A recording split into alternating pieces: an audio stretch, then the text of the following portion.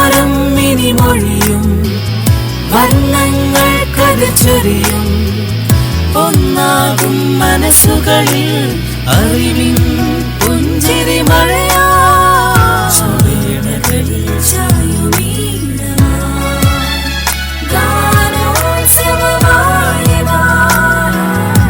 Genwani 90.8 Community FM Radio Panur.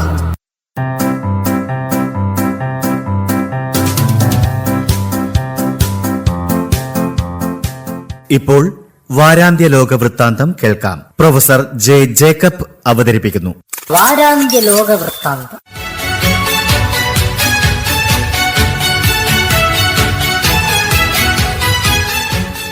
എല്ലാ മാന്യ ശ്രോതാക്കൾക്കും ലോകവൃത്താന്തത്തിലേക്ക് സ്വാഗതം. കഴിഞ്ഞ 4 മാസമായി തുടരുന്ന അമേരിക്ക ഇറാൻ യുദ്ധം അവസാനിപ്പിക്കാൻ ധാരണയായി. ഇത് അമേരിക്കൻ പ്രസിഡന്റ് ഡൊണാൾഡ് ട്രംപിനും മധ്യസ്ഥത വഹിച്ച പാകിസ്ഥാനും ഖത്തറിനും അഭിമാനിക്കാവുന്ന ഒരു നേട്ടം തന്നെയാണ്. യുദ്ധം ഇറാനും അമേരിക്കയും തമ്മിലായിരുന്നു. അമേരിക്ക നിരവധി തവണ ഇറാനെ ആക്രമിക്കുകയും ആ രാജ്യത്തിന് വലിയ നാശനഷ്ടങ്ങൾ ഉണ്ടാക്കുകയും ചെയ്തു. ഒരിക്കൽ പോലും ഇറാൻ അമേരിക്കയെ നേരിട്ട് ആക്രമിച്ചില്ല. ഈ യുദ്ധം മൂലം അമേരിക്കയിലെ ഒരു നഗരത്തിനും നാശനഷ്ടങ്ങൾ ഉണ്ടായില്ല. ഇറാന്റെ ആക്രമണം അമേരിക്കയുടെ സഖ്യകക്ഷികളായ ഗൾഫ് രാജ്യങ്ങൾക്കു നേരെയായിരുന്നു. എന്നാൽ ഈ രാജ്യങ്ങളൊന്നും തന്നെ അമേരിക്കയോട് ചേർന്ന് ഇറാനെ ആക്രമിച്ചില്ല. ഇസ്രായേൽ ഒഴികെ ഈ മേഖലയിലുള്ള എല്ലാ രാജ്യങ്ങളും വെടിനിർത്തലിനെ സ്വാഗതം ചെയ്തിട്ടുണ്ട്. ഹിസ്ബുള്ളക്കെതിരെയുള്ള യുദ്ധം കൂടി ഇപ്പോഴത്തെ കരാറിൻ്റെ പരിധിയിൽ ഉൾപ്പെടുത്തണമെന്ന് ഇറാൻ വാശി പിടിച്ചതുകൊണ്ടാണ് ലെബനോൺ ആക്രമണം അവസാനിപ്പിക്കാൻ ഇസ്രായേൽ സമ്മതിച്ചത്. എന്നാൽ ഇപ്പോഴും ഇസ്രായേൽ ആക്രമണം തുടരുകയാണ്.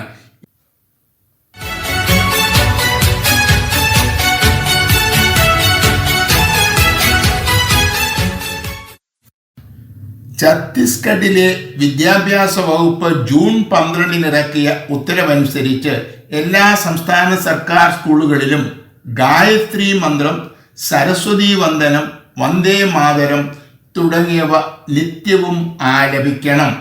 ന്യൂനപക്ഷ സമുദായങ്ങൾ മാത്രമല്ല, ഭൂരിപക്ഷ സമുദായങ്ങളും അവർ നടത്തുന്ന സ്വകാര്യ വിദ്യാഭ്യാസ സ്ഥാപനങ്ങളിൽ തങ്ങളുടെ മതവുമായി ബന്ധപ്പെട്ട പ്രാർത്ഥനകളോ പ്രവർത്തനങ്ങളോ നടത്താറുണ്ട്. ഇതിനെ വലിയ ഒരപരാധമായി സമൂഹം കാണുന്നില്ല. ഇതറിഞ്ഞുകൊണ്ടാണ് ഇതര മതത്തിൽപ്പെട്ടവർ മാത്രമല്ല ഒരു മതത്തിലും വിശ്വസിക്കാത്തവരും തങ്ങളുടെ കുട്ടികളെ ഇത്തരം സ്ഥാപനങ്ങളിലേക്ക് അയക്കുന്നത്. എന്നാൽ ഗവൺമെൻറ് വിദ്യാഭ്യാസ സ്ഥാപനങ്ങൾ മതേതര വിദ്യാഭ്യാസമാണ് നൽകേണ്ടത്. ഏതെങ്കിലും മതത്തിൻ്റെ താൽപ്പര്യങ്ങൾ പ്രോത്സാഹിപ്പിക്കാനോ പ്രചരിപ്പിക്കാനോ സർക്കാർ വിദ്യാലയങ്ങളെ ഉപയോഗിക്കുന്നത് ഭരണഘടനയുടെ അടിസ്ഥാന മൂല്യങ്ങളെ ലംഘിക്കുന്നതിന് തുല്യമാണ്. നിർദ്ദിഷ്ട കീർത്തനങ്ങളോടുള്ള എല്ലാ ആദരവും നിലനിർത്തിക്കൊണ്ട് തന്നെ പറയട്ടെ, ഇതിൻ്റെ ആലാപനം നിർബന്ധമാക്കുന്നത് അധികാര ദുർവിനിയോഗമാണ്.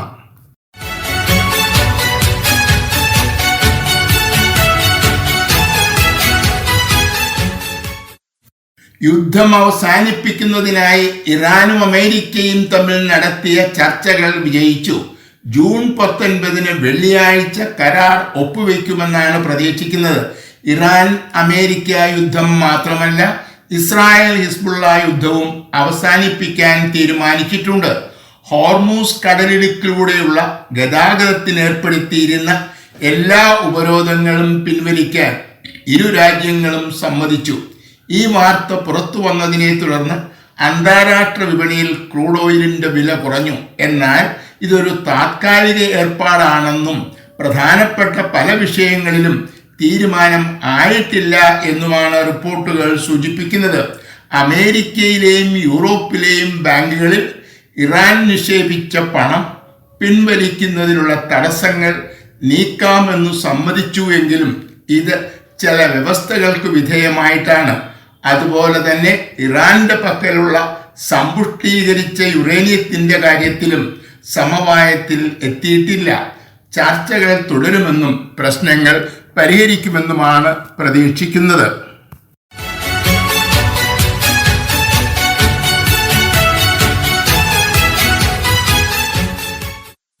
കായിക താരങ്ങൾ ഉപയോഗിക്കുന്ന വസ്ത്രങ്ങളും പാദരക്ഷകളും നിർമ്മിക്കുന്ന ഒരു അമേരിക്കൻ കനേഡിയൻ കമ്പനിയാണ് ലൂലെമൺ. തങ്ങളുടെ ഉൽപ്പന്നങ്ങളുടെ വിൽപ്പന പ്രോത്സാഹിപ്പിക്കുന്നതിനായി ഈ കമ്പനി ചൈനയിൽ നടത്തിയ ഒരു യോഗ പരിപാടി വിവാദമായി.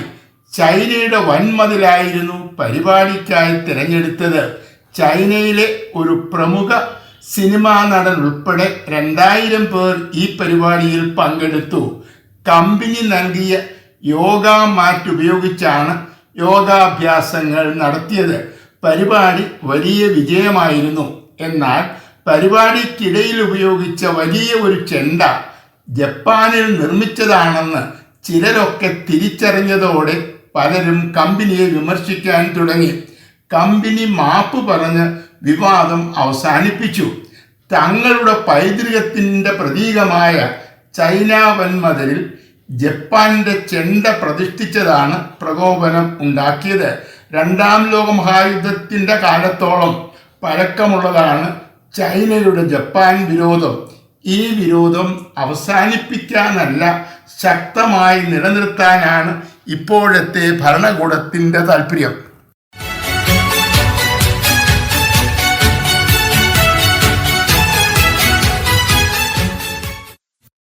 ഏറ്റവും സമ്പന്ന രാഷ്ട്രങ്ങളുടെ പട്ടികയിലാണ് ലോകം സ്വിറ്റ്സർലൻഡിനെ ഉൾപ്പെടുത്തിയിരിക്കുന്നത്. 1 കോടിയിൽ താഴെയാണ് ഇവിടുത്തെ ജനസംഖ്യ. ഇതിൽ 25% കുടിയേറ്റക്കാരാണ്. കുടിയേറ്റം നിയന്ത്രിക്കാത്തത് കൊണ്ടാണ് ജനസംഖ്യ വർദ്ധിക്കുന്നത് എന്നാണ് ഒരു വിഭാഗം വാദിക്കുന്നത്. ജനസംഖ്യാ വർധനവ് സ്വിറ്റ്സർലൻഡിൻ്റെ ഭാവി അപകടത്തിലാക്കുമെന്നാണ് ഇക്കൂട്ടരുടെ ഭയം. വളർച്ചാ നിരക്ക് നന്നേ കുറവാണെന്നും കുടിയേറ്റക്കാരെ കൂടാതെ പിടിച്ചു നിൽക്കാൻ ഈ രാജ്യത്തിന് കഴിയില്ല എന്നുമാണ് മറുവിഭാഗം വാദിക്കുന്നത്. വൻകിട വ്യവസായ സ്ഥാപനങ്ങളും കമ്പനികളും കുടിയേറ്റത്തെ അനുകൂലിക്കുന്നു. സ്വിറ്റ്സർലൻഡിൻ്റെ ജനസംഖ്യ 1 കോടിക്കപ്പുറത്തേക്ക് പോകുന്നത് തടയുന്നതിനെ കുറിച്ചാണ് ഈ രാജ്യം ആലോചിക്കുന്നത്. ഇത്തരം കാര്യങ്ങളിൽ നിയമം നിർമ്മിക്കുന്നതിന് മുമ്പായി ജനങ്ങൾക്കിടയിൽ ഹിതപരിശോധന നടത്തണം എന്നാണ് ഇവിടുത്തെ നിയമം. ഞായറാഴ്ച നടത്തിയ ഹിതപരിശോധനയിൽ കുടിയേറ്റക്കാർക്ക് അനുകൂലമായി ജനം വിധിയെഴുതി.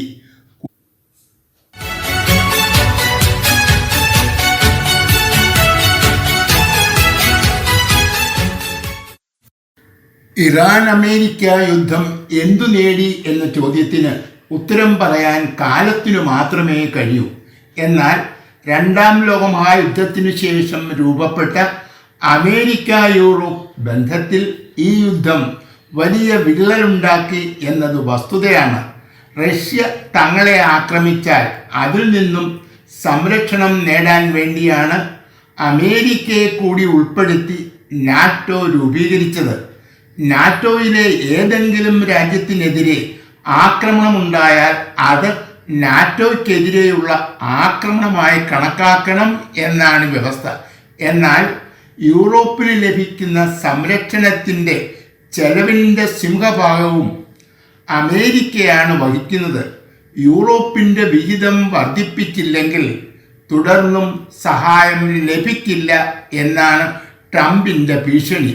ഇറാനെതിരെയുള്ള യുദ്ധത്തിൽ അമേരിക്കയുമായി സഹകരിക്കാനും നാറ്റോ വിസമ്മതിച്ചു.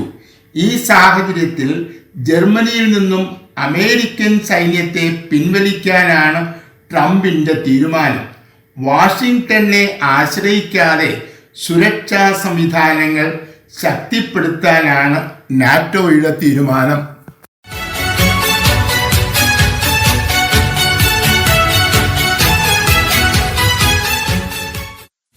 മൂന്ന് ഹൈന്ദവ ദേവന്മാരുടെ പ്രതിമകൾ നിർമ്മിക്കുന്നതിനുള്ള ഒരു പ്രോജക്റ്റ് ബംഗ്ലാദേശിൽ ആരംഭിച്ചത് 2 വർഷം മുമ്പാണ്. ശ്രീരാമന്റെ പ്രതിമയുടെ നിർമ്മാണം 80% പൂർത്തിയായി. പണി പൂർത്തിയാകുമ്പോൾ ഇത് ബംഗ്ലാദേശിലെ ശ്രീരാമന്റെ ഏറ്റവും ഉയരം കൂടിയ പ്രതിമയായിരിക്കും. കഴിഞ്ഞ ദിവസം ഇതിൻ്റെ നിർമ്മാണ പ്രവർത്തനങ്ങൾ നിർത്തിവച്ചിരിക്കുന്നതായി നിർമ്മാണ കമ്മിറ്റി അറിയിച്ചു. സർക്കാർ ബുൾഡോസർ ഉപയോഗിച്ച് ഇത് തകർക്കാൻ തയ്യാറായില്ലെങ്കിൽ ആ ഉത്തരവാദിത്വം മുസ്ലിങ്ങൾ ഏറ്റെടുക്കും എന്ന് മതതീവ്രവാദികൾ പ്രഖ്യാപിച്ചതിനെ തുടർന്നാണ് ഹൈന്ദവ സംഘടനകൾ നിർമ്മാണ പ്രവർത്തനങ്ങൾ നിർത്തിവെച്ചത്. നിർമ്മാണ പ്രവർത്തനങ്ങൾ തുടരണം എന്നാവശ്യപ്പെട്ട് ഢാക്ക യൂണിവേഴ്സിറ്റിയിലെ വിദ്യാർത്ഥികൾ സമരം പ്രഖ്യാപിച്ചു. ഇന്ത്യയിൽ നടക്കുന്ന ഒരു യോഗത്തിൽ പങ്കെടുക്കാനെത്തിയ പ്രധാനമന്ത്രിയുടെ ഉപദേശകനോട് ഡൽഹി വിമാനത്താവളത്തിൽ വെച്ച് മോശമായി പെരുമാറി എന്നാരോപിച്ച് ഇദ്ദേഹം യോഗത്തിൽ പങ്കെടുക്കാതെ മടങ്ങിപ്പോയതിനെ തുടർന്നാണ് സംഘർഷങ്ങൾ ആരംഭിച്ചത്.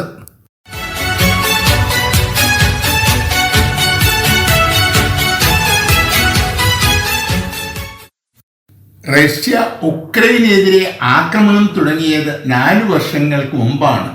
ഈ രാജ്യം നാറ്റോയിൽ ചേരുന്നത് തടയുക എന്നതായിരുന്നു ലക്ഷ്യം. ഉക്രൈനെ പോലെ ചെറിയ ഒരു രാജ്യത്തിന് തങ്ങളുടെ സൈനിക ശക്തിക്ക് മുൻപിൽ പിടിച്ചു നിൽക്കാൻ കഴിയില്ല എന്നായിരുന്നു റഷ്യൻ പ്രസിഡന്റ് പുടിൻ്റെ കണക്കുകൂട്ടൽ. യൂറോപ്പിന്റെ പിന്തുണയോടെ ഉക്രൈൻ നടത്തിയ പോരാട്ടം എല്ലാ കണക്കുകൂട്ടലുകളും തെറ്റിച്ചു. ഇരുകൂട്ടർക്കും വലിയ നാശനഷ്ടങ്ങൾ ഉണ്ടായി. യുദ്ധം അവസാനിപ്പിക്കാനുള്ള ചർച്ചകളുമായി സഹകരിക്കാൻ ഇപ്പോഴും പുടിൻ തയ്യാറായിട്ടില്ല. ഇതിനകം 5 ലക്ഷം റഷ്യൻ സൈനികരെങ്കിലും കൊല്ലപ്പെട്ടിട്ടുണ്ടാകും എന്നാണ് റിപ്പോർട്ടുകൾ സൂചിപ്പിക്കുന്നത്. ഫ്രാൻസിൽ ഈ ആഴ്ച സമാപിച്ച G7 വാർഷിക ഉച്ചകോടിയിൽ സെലൻസ്കി പങ്കെടുക്കുകയും സഹായം അഭ്യർത്ഥിക്കുകയും ചെയ്തു. ഇടനിലക്കാരുടെ സഹായത്തോടെ ചർച്ചകൾ തുടരാൻ ഇറ്റലിയുടെ പ്രധാനമന്ത്രി ജോർജിയ മെലനി നിർദ്ദേശിച്ചു. എന്നാൽ വൻതോതിൽ അത്യാധുനിക ഡ്രോണുകൾ നൽകി ഉക്രൈനെ സഹായിക്കും എന്നാണ് ഉച്ചകോടിയിൽ ബ്രിട്ടൻ പ്രഖ്യാപിച്ചത്.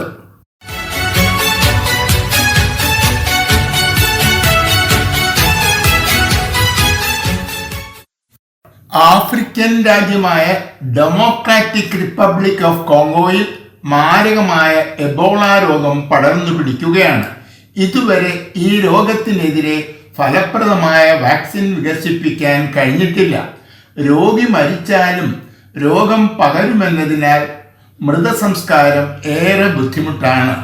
ആചാരപ്രകാരമുള്ള മൃതസംസ്കാരം നടത്താൻ ചില ഗോത്രങ്ങൾ വാശി പിടിക്കുന്നത് പ്രശ്നം കൂടുതൽ സങ്കീർണമാക്കുന്നു. രോഗം പടർന്നു പിടിക്കുന്നത് തടയുന്നതിനും പ്രതിരോധ നടപടികൾ എടുക്കുന്നതിനും മരിച്ചവരെ സംസ്കരിക്കുന്നതിനും വളരെയേറെ ചെലവുള്ള കാര്യങ്ങളാണ്. കോങ്കോയെപ്പോലെ ദരിദ്രമായ ഒരു രാജ്യത്തിന് ഈ രോഗത്തിനെതിരെ പോരാടാനുള്ള സമ്പത്ത് സമാഹരിക്കാൻ കഴിയുന്നില്ല. അടുത്ത 6 മാസത്തിനുള്ളിൽ രോഗപ്രതിരോധ പ്രവർത്തനങ്ങൾക്ക് $52 ലക്ഷം വേണ്ടിവരും എന്നാണ് കണക്കാക്കിയിരിക്കുന്നത്.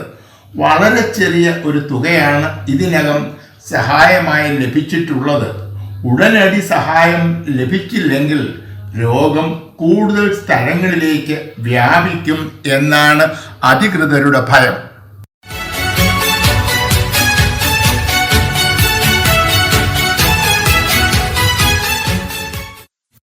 യുദ്ധം വേണ്ട എന്ന പ്ലക്കാർഡുകളുമായി ജപ്പാനിൽ തെരുവിലിറങ്ങുന്നവരുടെ എണ്ണം അനുദിനം വർദ്ധിക്കുകയാണ്. ഇപ്പോഴത്തെ ഭരണഘടന അനുസരിച്ച് യുദ്ധം ചെയ്യാനുള്ള അവകാശം ഈ രാജ്യം സ്വയം ഉപേക്ഷിച്ചിട്ടുണ്ട്. 2ാം ലോകമഹായുദ്ധത്തിൽ ജപ്പാൻ പരാജയപ്പെട്ടതിനു ശേഷം അമേരിക്കയുടെ സ്വാധീനം മൂലമാണ് ജപ്പാന് ഇങ്ങനെ ഒരു ഭരണഘടന അംഗീകരിക്കേണ്ടി വന്നത്. മാറിയ പരിതസ്ഥിതിയിൽ ഈ വകുപ്പ് ഭേദഗതി ചെയ്യണം എന്നാണ് പ്രധാനമന്ത്രി അടക്കമുള്ളവർ വാദിക്കുന്നത്. ചൈനയും ഉത്തര കൊറിയയും വലിയ ഭീഷണിയായി തുടരുന്നു. അമേരിക്കയുടെ സംരക്ഷണമാണ് ഇപ്പോൾ ജപ്പാന്റെ പ്രതിരോധം. ഇത് മാറണമെന്നും ജപ്പാൻ സ്വന്തം നിലയിൽ പ്രതിരോധ സംവിധാനം വികസിപ്പിക്കണം എന്നുമാണ് ഭരണകക്ഷിയായ ലിബറൽ ഡെമോക്രാറ്റിക് പാർട്ടിയുടെ നിലപാട്. യുദ്ധമല്ല, പ്രതിരോധം മാത്രമാണ് തങ്ങളുടെ ലക്ഷ്യം എന്ന് ഇവർ ആവർത്തിക്കുന്നു എങ്കിലും 2 ആറ്റം ബോംബുകൾ വിതച്ച ദുരന്തത്തിൻ്റെ നടുക്കുന്ന ഓർമ്മകളുമായി ജീവിക്കുന്ന സാധാരണക്കാരായ ജപ്പാൻകാർ തങ്ങളുടെ നാട്ടിൽ ഇനിയും ഒരു യുദ്ധം ഉണ്ടാകരുത് എന്നാണ് ആഗ്രഹിക്കുന്നത്. വാരാന്ത്യ ലോക വൃത്താന്തം.